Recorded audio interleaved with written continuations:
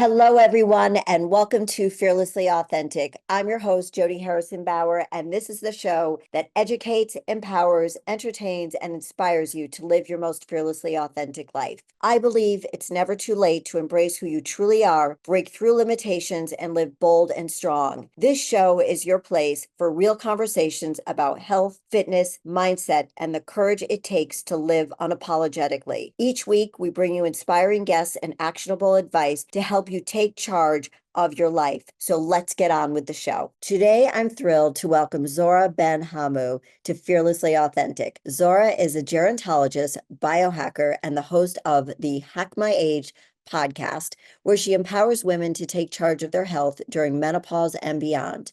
With her background in gerontology, certifications in sports nutrition and breathing techniques, and a passion for combining science with ancient wisdom, Zora has made it her mission to show women that while menopause is absolutely inevitable, suffering doesn't have to be. I'm so excited to dive into her strategies for aging with vitality and confidence. Welcome to the show, Zora. Thank you, Jody. It's a pleasure to be here. So, what I love about what you do is you talk about biohacking. So, what exactly is biohacking? I'm glad you asked because it's in my world, everybody knows it, but most people don't know what that is. The short answer is health optimization. You can't remember anything else, just optimizing your health. But generally, biohacking refers to a group of people called biohackers. And these are people who like to test and assess and measure things in their own body, try to change their physiology from some external factor or sometimes internal factors. And what they like to do is just test, measure, and assess is another it's sort of what differentiates them from a health enthusiast, because we love data. And a lot of people think, oh, biohackers are just about the gadgets and the Aura rings and the Apple watches. And, yes, we like to measure these things, but that's not the foundation. For me, the foundation of biohacking is like a pyramid, and you have the foundation, which is the stuff we all know in terms of nutrition and sleep and stress management and getting the right movement and community and purpose in life. And then there's the middle tiers, which are the supplements and the blood flow restriction bands and cold plunging and things that you may not need a doctor for, but you just kind of jump right in. And then the very top tier is things that you need a doctor for, so like PRP injections or peptides or some kind of regenerative medicine technique. So we look at that kind of a pyramid, but everybody wants the middle and the top tiers. But in my experience, they don't work as well or at all if you don't have the foundation. So when we're talking about biohackers, we're really optimizing our health, taking responsibility for our own health, and doing our own self experiments, because we call these N of 1 experiments. We love to read studies and look at science, but they mean nothing if they don't work on you. So you're the only person that matters in this room. And so doing your own little experiment with your body and understanding, there are risks, but there are risks to not doing things either. But that's just generally what biohacking and biohackers are all about. So it's experimenting. It's experimenting what works. So, for example, you mentioned like the middle tier being like everybody's talking about saunas and cold plunging now, middle tier, but that is considered biohacking, right? That middle tier. Because just getting into a Which makes sense. sauna, activating the heat shock proteins, right? And then you may be getting lowering your anxiety, or maybe you're detoxing, or you're making a physiological change because you've experimented by spending 10 or 20 minutes in the sauna. I mean, that's a short experiment, but when you say over time, there's some studies that look at 50-year-old Finnish men and say, well, by the time if you do sauna use 6 or 7 times a week for 20 minutes a day, then you're going to have, 3 to 4 years of extra life expectancy. Well, I don't know. Will that work for you? I don't know. I mean, are you a 50-year-old Finnish man? Well, that's a thing. You have to do your own experiment and see how things work out for you. Right, right. So that's the foundation, right? Good health, eating well, exercising regularly. How does nutrition, sleep, how do those all fall into biohacking? Do you use the technology like the watches, like the Aura rings? Is it really helpful in biohacking? It can be, and it also can't be. It depends how married you are to this technology. And so when I say I love the data. And I wake up and I look at my Aura scores. This is a ring. This is like a little computer in here. And I have an app on the phone, and I see how my sleep was. I get a score. It motivates me because I think I want to get a crown today. I want to get a good score. So then that means the night before I have to make sure my sleep hygiene is really good, that I go to bed on time. And it's, to me, it's like a little game. But if somebody takes it a little too seriously and they don't get some good scores, or they actually imagine you slept pretty well, you wake up and you have a bad score, and then it ruins your day. And you actually started off on the right foot, but you took this data a little too seriously, right? It's not perfect science. Right. And I think it's also like an accountability thing. I've never really worn an Apple Watch, so I don't wear any devices at all. I have been thinking about getting the Aura Ring, but I just can't figure out what size I need, and it seems confusing to figure out the size, but that's another story. So I remember I had a client and she was like obsessed with looking at her watch, like everything. She's like, oh, my heart rate's up this way. Da, da, da, da. I'm like, you're fine. Like, you're here with me. We're fine. And she was obsessed with the data. And I think to a certain degree, like everything else in life, moderation is key. Understanding, like, what is it that, like you said, what motivates me, what helps me to optimize my life, my body, everything. So it means if I'm constantly having bad a bad night's sleep, then what is it that I need to do to improve that sleep? Because we know, menopause, perimenopause, I mean, most of our life is spent not having restful sleeps, and it's more important than the food we eat, than the exercise, than anything else in the world, our sleep. So I do find, for me personally, it's helpful, and that's why I want the ring, is to see how restful my sleep actually is, because I have no idea. But I like it for accountability. I like it for learning, but not to be obsessed with it. Yeah. And you may have to put it in the drawer after a while once you get the information you need, or you get tired of it. And then maybe go back. If you're doing an experiment, let's say you're taking caffeine or alcohol out of your life, and you want to probably feel something, but some things you don't feel in the middle of the night, or in something like a device may pick up on that. And Right. and you may have an inkling, but the data shows you, and then you think, you know what, maybe it's right, actually. Maybe you didn't want to really acknowledge some of these things, but when you see the data, it really shows. And that's where I think it may be really, really helpful with certain experiments. That's why, it's nice to have, biohacking, and you have this experiment.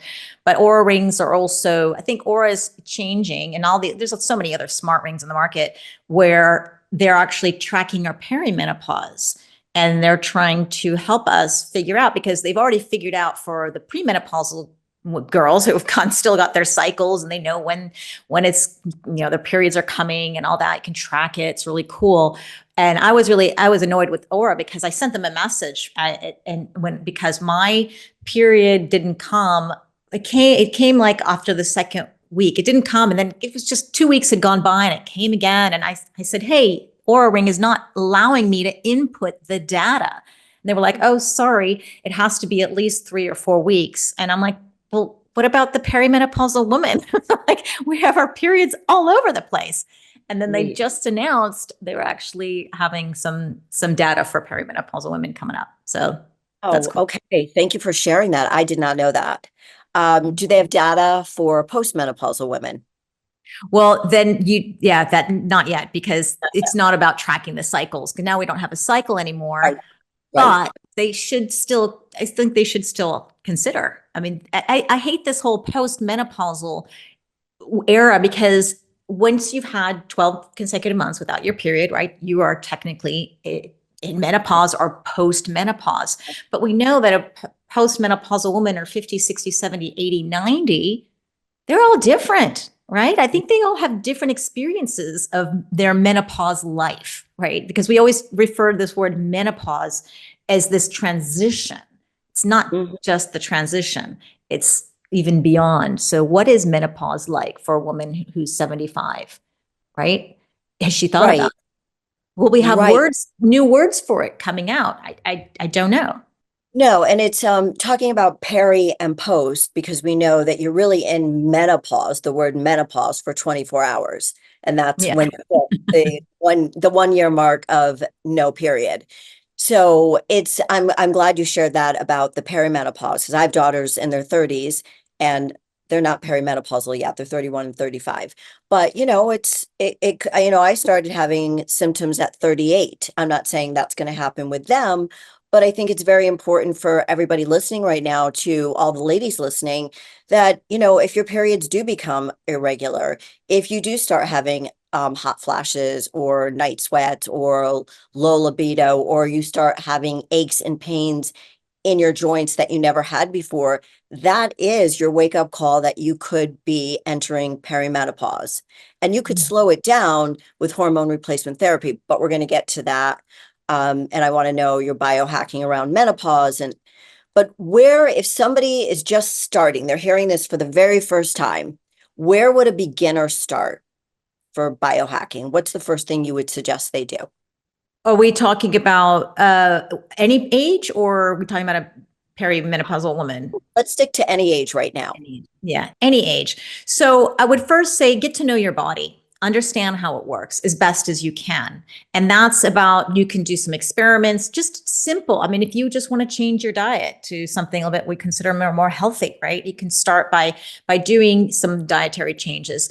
It depends how fast or slow you want to go. If you don't like the gadgets that drive you nuts, you don't have to do any gadgets. But if you want to jump right in, go and get some smart ring or get an Apple Watch or get any kind of a device that can measure your heart rate or your heart rate variability, just give you a little data. Or you can start taking blood tests. Always good time to get a blood test and Yeah. see where are your markers. Know your numbers. What's normal for you?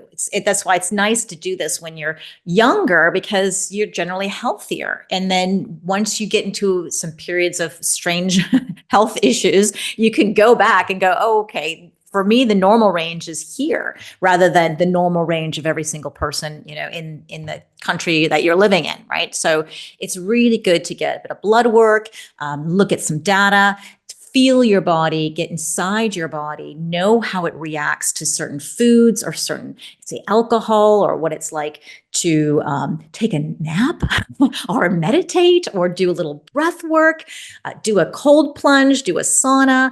These are really fun little experiments. And there's so many cool places around the world, I would say. If you want to say like a health spa, for example, we don't always have these biohacking centers, but any kind of a health spa will offer a lot of these things, and you can just book yourself in there for a weekend or a day spa, and just kind of experiment with a bunch of tools and see how you feel. And then I always encourage you to put it in writing somewhere in your phone, or type it on put it on a piece of paper, because you may think of you're feeling certain things, but then you forget over time, because especially if you're doing a 1 week experiment or several days or a 1 month experiment, you don't see the changes over time. Biohacking your skin, like you're using new skincare, well, take a photo of your face and 1 month later or 2 months later, take another one. You may notice that some wrinkles have gone, or you've changed in some way, but you don't, because the changes can be so gradual, you forget. So pull out the biohacker in you and test, measure, and assess. Measure that through something. If it's your clothes So, or right. So important. And, I never realized that I was biohacking my clients. I just never used the word. I think it just became like a word maybe 5, 10 years ago. And I just didn't know that I was biohacking all those times. But it's just the same thing that I've done with my clients for over 35 years is, let's take a picture. Let's see how this food feels to you. How do these weights feel to you? Depending on the client. Oh, you've lifted weights before. Okay, then let's start there. Oh, you've never lifted weights. Okay, let's start with resistance training of your own body first. Let's see how that feels. You don't want to get on a scale? Then let's take body measurement. And as you said so clearly, these are measurements, right? Because we're not going to remember. We're not going to remember what we looked like. That's why we need those before pictures. That's why we need to journal our food, journal how we feel when we eat the food, so on and so forth. And as you mentioned, even skincare. And even with HRT, I've been on it, will be 4 years in the spring. And I wish that I did write down how I felt before I started, because I was like 10 years post-menopause when I started. So, the tank was more than empty. Like, I don't even know how it was functioning. Well, you know that that bodybuilders are the original biohackers. They're the ones who were doing all the cool experiments and knowing about peptides and knowing about the supplements and knowing about creatine and blood flow restriction bands. Like, you guys were way ahead. It just, like you said, there wasn't a word. We didn't know it was biohacking. We were just trying all these things to see if they work the same way, you do it with your clients, the way I did it with my clients, just not using the word biohacking. And, I will share something with you that since I've been in Miami, I'm walking a lot more because I'm in a city. Yeah. So living in the suburbs before, I never counted my steps because I knew that I was eating healthy, getting enough exercise. I didn't need to count my steps. So I never looked or referred to a device at all. So when I came down here, I'm like, you know what? Check my steps. And when and it motivated me. I'd look at it and I would share it with my daughters. I'm like, look, 10,000 steps, look, 15,000 steps, because I'm walking my dog 4 times a day. And also going back to the clients, they can see, oh, I didn't get on a scale, but look at the inches I've lost. Look at how these pants now fit me. So it's really a beautiful thing to journal these things and have a reference point. Yes, exactly. If you don't, you're not testing, you're just guessing. Yes. I love that. I love it. Okay, let's get into menopause and biohacking. What does biohacking help women manage menopause more effectively? What have you found? So when you look up let's say Google menopause and symptoms and how to get relief, you're getting a lot of just simple get a fan and wear layers. I mean, if you ask doctors too these days that are not trained in menopause medicine, they'll be like, well, tough luck. That's just the way it is. Like, deal Totally. with this. It's horrible. Or lose some weight, or like how this is just not advice that's very effective or useful. So when we put the biohacking perspective into menopause, we look outside the box of just, okay, eat less, move more. I mean, that's not working so well for us women in menopause, because I have worked with women who've been eating practically nothing and doing intense exercises every single day. And all they do is just get bigger. So we know something's wrong. And that's when we say, okay, let's just do a test on ourselves, and using some of the biohacking principles. You can get a device or write things down on a piece of paper, measure yourself, and say you want to get rid of hot flashes. Okay, so if you look at the research, which we love to do in biohacking, well, we find out that one of the most effective things is hormone replacement therapy, bioidentical preferably, and then there's a lot of other research. You can do supplements, you can do some sauna, you can do acupuncture, yoga, meditation, but the science is always mixed with this. They find that in the research that there's some women who respond really well and that works fabulous for them. And then, there's just plenty of women that doesn't do anything. So that's okay. I mean, if you decide you're not going to do hormone replacement, that's fine. And you want to do all the other things, well, then you can just go down the list and decide what kind of alternative therapies are working for you. So, some of the more interesting biohacks, if you want to look at in terms of, let's say, hot flashes. Okay, let's just get back to the hot flashes. The sauna use, cold showers, ice bathing, these work. I mean, they can work for you. There was an interesting study from the University of Kent, and they had a 50% decrease in hot flashes by using cold therapy. Sometimes they had cold showers, sometimes ice bathing.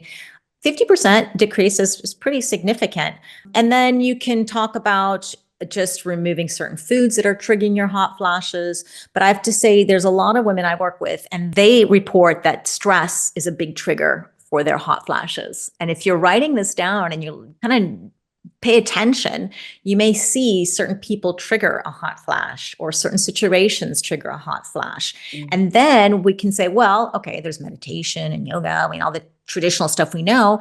But if you want to go into more of the biohacking route, we love to use devices and gadgets. I mean, of course, breath work is always there. It's free. That's fabulous. But if that's not working for you, because sometimes meditation or breath work stresses people out even more. That would be So me. yeah, so we gotta like look for alternatives. One of my favorite, it's not even a device; it's an app on the phone called Newcom, and it's neuroacoustic software, and it is crazy how it just brings your brain into a more calm state. I just did an interview with a company called Soltech, and they have this device that uses magnetic technology, and it works while you're asleep to reprogram the brain. Like it's actually creating different neural attachments in the brain, but it takes time. It's not like an instant thing, but it's like, wow, that's just amazing. And these things that my doctor's not talking to me about these things, but these are all cool little tools that you can go into that world. But I do have to say, and then there's the supplements, ashwagandha and rhodiola are some of the biggest ones. Pycnogenol is something new that I picked up. It's I think it's French maritime pine bark, and that evidently is supposed to be pretty good for hot flashes. But again, you can experiment with a lot of supplements. But one of the things that I love for hot flashes is exercise, and There you that's been proven. Not everybody again, but it's going to have a go. lot of other side benefits. If it doesn't take away the hot flashes completely, you'll have a lot of other benefits with that. So that's just sort of one way to biohack hot flashes. Thank you for that. And again, at the foundation of everything for all the ladies listening right now, your health and wellness, mind, body, and soul need to be at the foundation of everything. If you're not working out regularly and you don't know how to, find somebody who can help you. If you don't know what to eat to fuel your body with the right food for your goals and activity level, find an expert. If you're not sleeping well, find somebody who can help you sleep, because our hormones do control everything. But if you didn't want to go straight to bioidentical hormone replacement therapy, you want to age as naturally as you want, even though bioidentical hormone replacement therapy is natural, but still made in a lab, another story. But try these things that Zora is suggesting first, see if they work for you, and then you could go on to other things. But it's also for the woman who wants to just know what it feels like to go through menopause and experience the hot flashes and the mood swings and the night sweats and the low libido, just to mention a few. I'd say you're a rock star. Go ahead and do it. I know I went through it. It's tough. And I think we're all here to save every woman who is younger than us, the struggles that we went through, the hard times that we went through, starting with perimenopause, and we just didn't know. So start with baby steps, right? You're not going to go out there and run a marathon. You're going to first start walking. So I love these tips that you're giving, these hacks, these biohacks. It's I so I have to, I have to say also, whether or not you're taking hormones, I still think you can't out hormone a bad diet and lifestyle. Like we need to do it anyways. So that foundation is just, it's so important. So, and I think your hormone therapy will work a lot better. You'll be happier. You'll have better results. And it'll just got to be part of the whole part of the package. right. And I think a lot of women think that once you go on hormone replacement therapy, that you're going to lose weight, you're going to get fit. And it doesn't happen that way. Just like if you're on Ozempic or something like that, you're going to lose weight, but you're also going to lose muscle. And if you don't learn how to get the protein into your body because you're not hungry anymore, you're just going to have skin falling off your bones and look like hell. So again, we've been doing this for a long time, Zora, lifting weights, eating healthy, trying to get our sleep, reduce our stress. Not so easy sometimes, but that is at the foundation of everything. And then everything else works better. Yeah. It's, this, they've been thinking a little bit about the Ozempic piece. And I think when you've tried everything, I think it's the last resort personally. I think it's Mhm. great. It works. But you got to know how to do it. And you need the right, like you Correct. said, the protein. However, there's a piece that I don't hear people talking about, and I'm no peptide expert and I don't go into that that world. I'm just observing, and nobody talks about the emotional piece. Like if you're an emotional eater, and I just did a great podcast with an emotional eater expert, and she says most of her clients are 40s, 50s, 60s. And I'm like, well, wait a second. This is something that started in your 20s, surely, and yes, but there are women who still living with this. And so if you take a GLP-1 and you're going to lose this weight, the food noise goes away. What happens if you are an emotional eater, if you're eating because of trauma or there's things going in your life, what's happening when you go off of this if you haven't resolved this other part of you? And that's, I don't hear those experts talking about that. How do you wean somebody off? I mean, you and I probably could teach somebody all through their experience with the GLP-1, like teaching them how to get protein first, how to like make sure you actually eat when you don't feel like eating. These all physical body things, but the mental, I'm not trained in that. And I just don't see people talking too much about that in this space.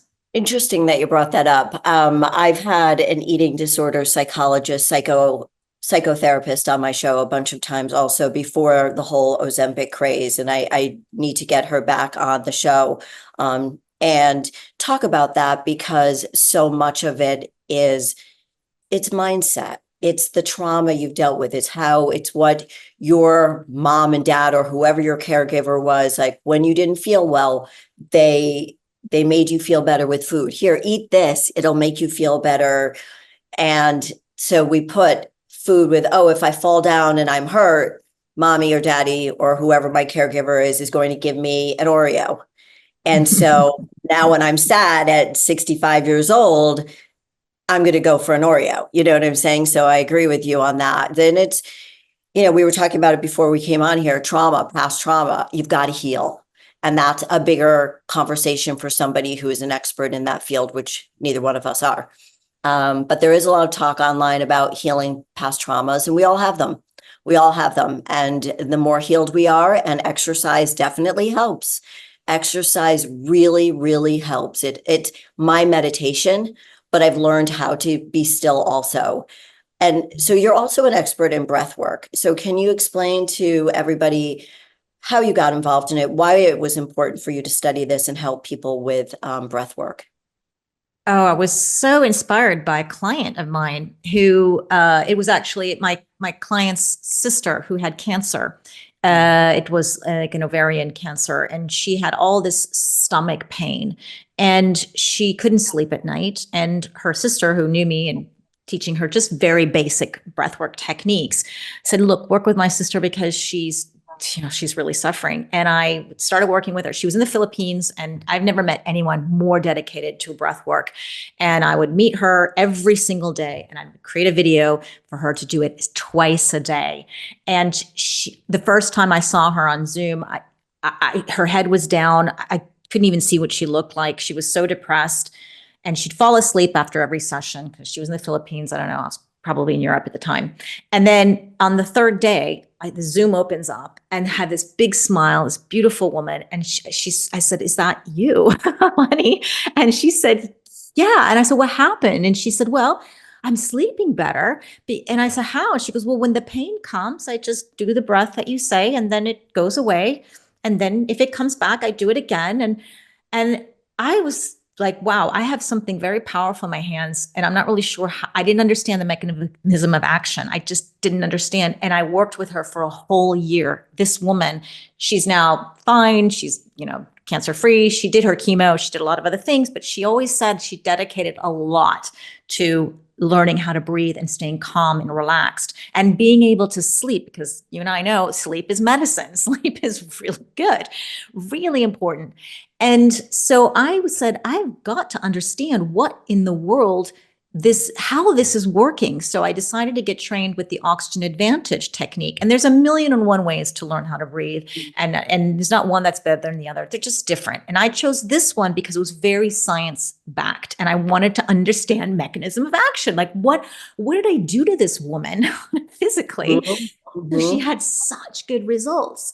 And I'm really glad I went through that program, and she's the one who inspired me. Not that I wanted to become a breathwork instructor and that's my job and my career. I thought this is something I want to learn for myself, and then my clients, I'll teach them if they want to have this. And boy, it's free if we can just learn how to harness. We all are over breathers in the world. We tend to always breathe with our mouths open. We are upper chest breathers because of the stress that we live in this world. And so what I was learning is yeah, is functional breathing. It's not the 1 hour breath work that you do in a class in yoga or something. This is how you're doing your breathing the other 23 hours a day, while you're sleeping, while you're exercising, while you're moving, while you're washing the dishes. And it's so powerful. And it's a very simple technique, and I like it because it's just how we should be breathing for our lives. We become nose breathers. We start to breathe more in the diaphragm. We start to understand the biomechanics of our ribs expanding and contracting, and all of this helps us just get in a calmer state.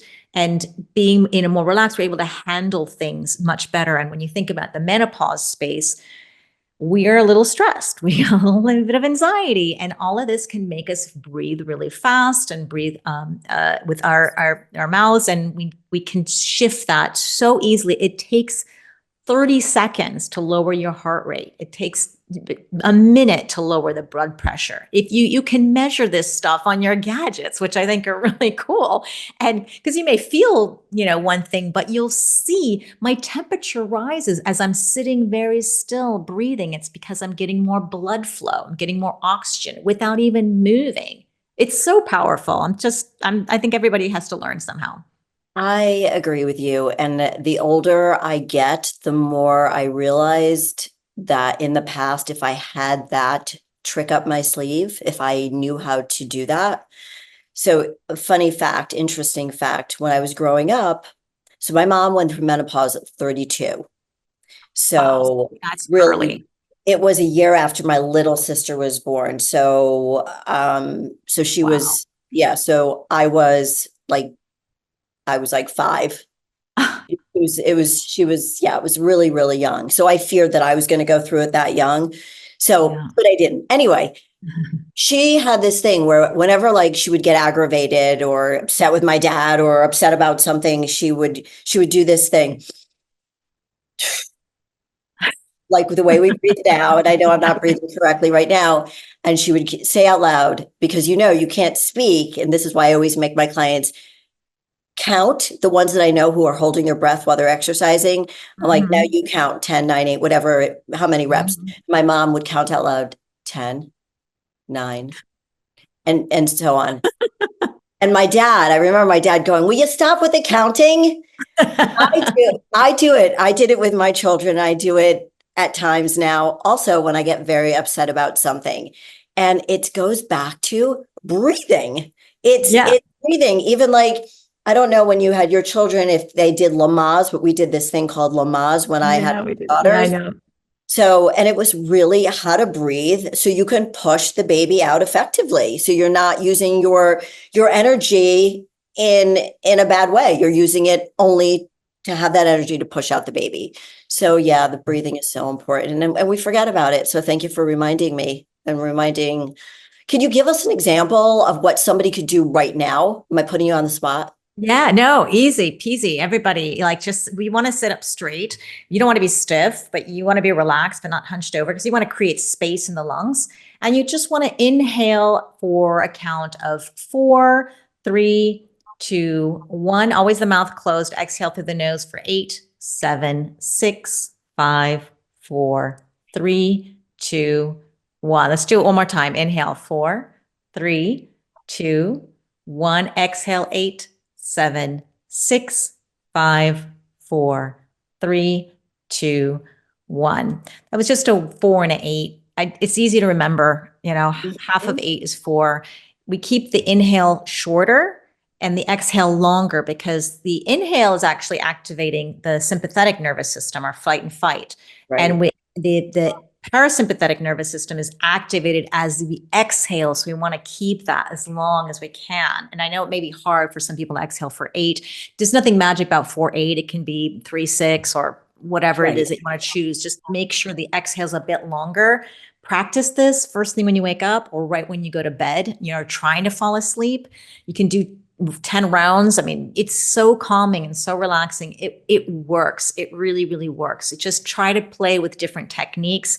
YouTube it. You can find so many free things or apps. There's the Headspace app, or I like the Insight Timer app is a really good one.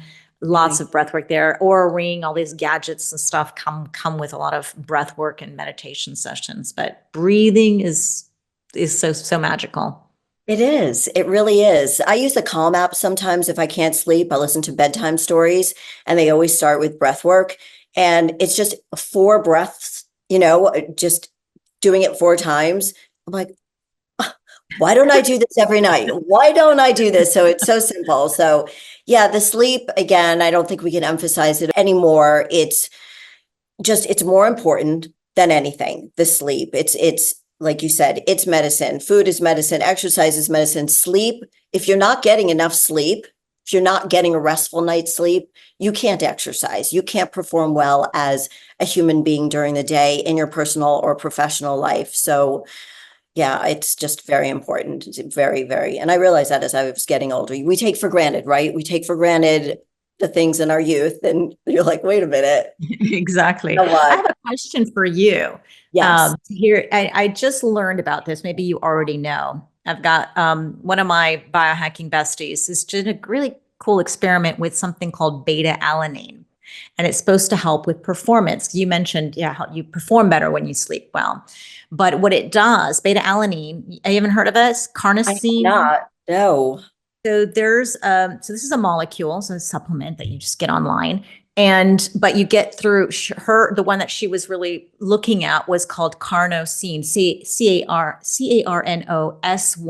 I think that's trademarked, and different supplements use that. So it's kind of like that one that she did the research. She's a brilliant researcher, and she researched this stuff, decided to go, and there's 55 peer-reviewed studies on it, showing how it stops or lowers the lactic acid buildup, so that you can perform longer and better. And she's seeing results where she's, getting in better shape and getting more muscles. And I thought maybe you'd know about this one because I just learned about it. It's like, how cool is that?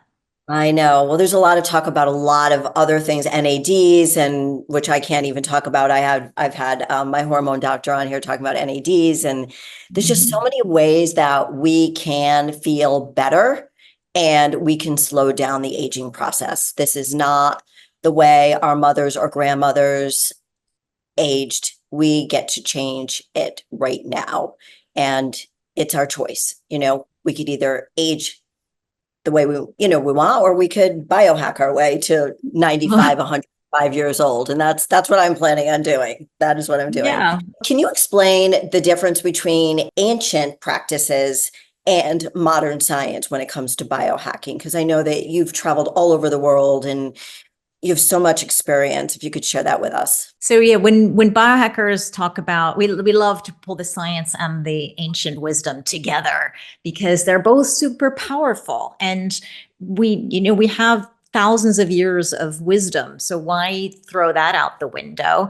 And breath work is nothing new. It's like biohacking is a new word, but it's been around for ages. So when we think about things like breath work, or we think about meditation, or even cold plunging, this is, been done. Scandinavians have been doing this forever, and Ukrainians and Russians. And it's just cold and hot contrast therapy before there was even modern medicine. This is how they would heal people, is doing some of these contrast treatments or putting them into the sun, or everybody moves to Miami, right? Right. Get healthier. And so that's the ancient wisdom piece. And we just love to put the science behind it. So there's now data on it and research on it, but it's been around forever. So let's say that's the foundation. Is some of these things, these practices are really important. Of course, the nutrition and the movement, that's, again, there's nothing new there. But when you bring in the science, like we want to talk about new science, we like to look at, say, regenerative medicine, ovarian rejuvenation in the menopause space, and you can get stem cells and get a more youthful state to some of your organs or your body. And that's the future. That's what's happening now. And I was just reading something about being able to 3D print cells. I mean, Like, how Wow. crazy is that? Through AI and AI technology is going to be completely revamping some of these things in the health and wellness space. Watch this space, but that's where biohackers love. We keep that foundation and all that, ancient wisdom, but just let's add on the fun stuff, like the new things that are coming out, and we let it experiment with it and see, if it works for us or not, regardless of the great research that's done or no research that's done. We're ready to like dive in and like say, let's try it. Yeah, 100%. Let's try it. Let's see what happens. Let's feel out how we feel, because everybody's going to feel a little differently. It's like with everything else. Every person is different. So every person is going to have a different experience, but we know overall what will help. For example, breathing when you're stressed. If you know how to breathe and bring everything down a little bit, you'll have more clarity for the rest of your day. And Mm-hmm. knowing how to do that is so important for your own self with anything, with anything.